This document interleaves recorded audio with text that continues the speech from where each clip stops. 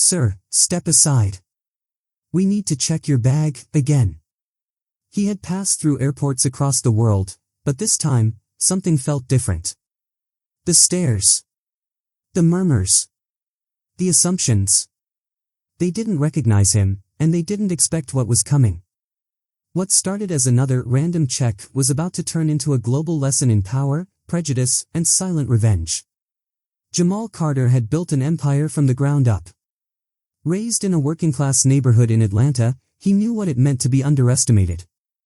He was the kid who fixed broken bikes for neighbors, sold lemonade on corners, and studied by candlelight when the power was cut. Years later, he wasn't just successful, he was a global figure in aviation. After years of climbing through the ranks, first as an engineer, then executive, Jamal made a bold move. He founded Nexus Air, a sleek, modern airline serving over 30 countries. He believed travel should connect people, not divide them.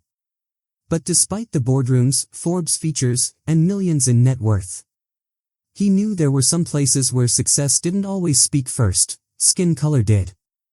It was supposed to be a quiet return from a business trip in Paris. If you believe in justice, hit like, subscribe, and tap the bell so you never miss a story that matters. No cameras, no entourage, just Jamal in a hoodie and jeans, blending into the crowd at JFK International.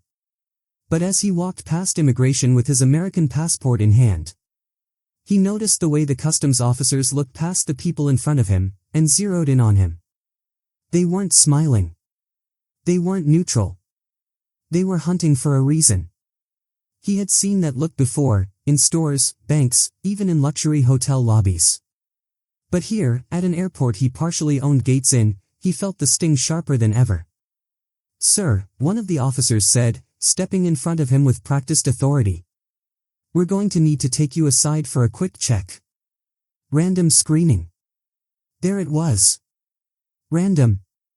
The word that always meant anything but. He took a breath, forced a polite nod, and followed them into a cold, sterile room. No windows.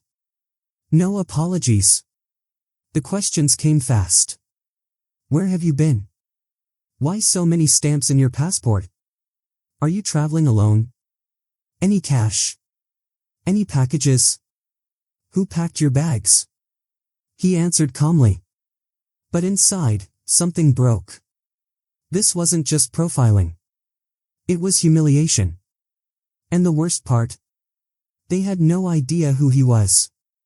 Jamal sat silently in the cold interrogation room while agents typed on keyboards, whispered in corners, and glared at him with suspicion.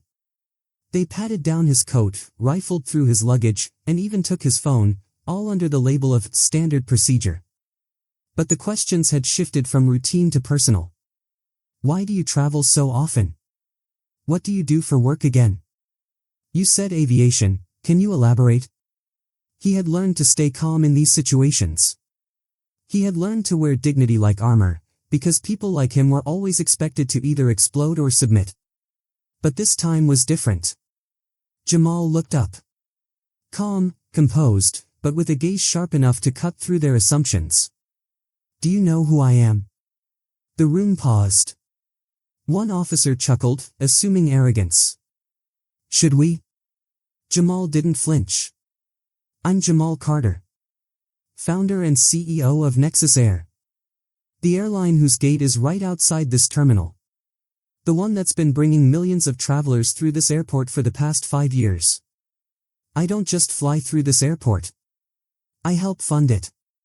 Silence. The kind of silence that turns faces pale. The kind of silence that replaces ego with panic. The lead officer glanced at the screen, typing quickly. Moments later, the tone in the room changed, but Jamal had already felt what he needed to feel. They hadn't profiled a criminal. They had profiled a black man who built an empire. And that empire had just walked into their little room. The silence in the room grew heavy. The air felt thick with regret. The officers exchanged glances, scrambling for confirmation on their terminals. Within seconds, Jamal's identity popped up, and with it, a full media profile, interviews, corporate holdings, and a Forbes cover titled, "The Man Redefining the Skies." One officer slowly stood up, his demeanor suddenly apologetic. "Mr. Carter. We apologize. This was just a routine screen." Jamal didn't let him finish. "You're not sorry for what you did. You're sorry because you found out who I am." The room froze again. "I've flown into this country countless times. I've watched people like me pulled aside, questioned, humiliated, while others walk through without a glance. You thought I was one of them. Not one of you. And that's the real problem, isn't it?" The second officer tried to recover. "Mr. Carter, please, let me go." "Oh, I'll go," Jamal cut in. But not quietly. He reached for his phone, the one they had just returned, and made a single call. To his legal director. "I want a meeting with airport administration. Today. And I want an internal report filed on what just happened." He stood up, smoothed his coat, and looked each officer in the eye. "Next time you profile someone, make sure they don't own your paychecks." Without another word, he walked out. But not through the main terminal. He was escorted through his airline's private gate, with Nexus Air staff greeting him at the jetway. The same terminal, the same airport, that had just tried to reduce him to a stereotype. As Jamal's plane lifted off, soaring above the very airport where he was just profiled, he looked out the window, not with anger, but with clarity. Because this wasn't the first time. And he knew, it wouldn't be the last. But this time, he had power. And with that power came a responsibility bigger than revenge. By the time the flight landed, headlines were already circulating. Billionaire airline owner profiled at his own airport. Nexus Air's CEO demands federal review of customs discrimination practices. Jamal didn't want apologies. He wanted change. Within a week, the customs agency launched an internal investigation. The officers involved were placed on leave.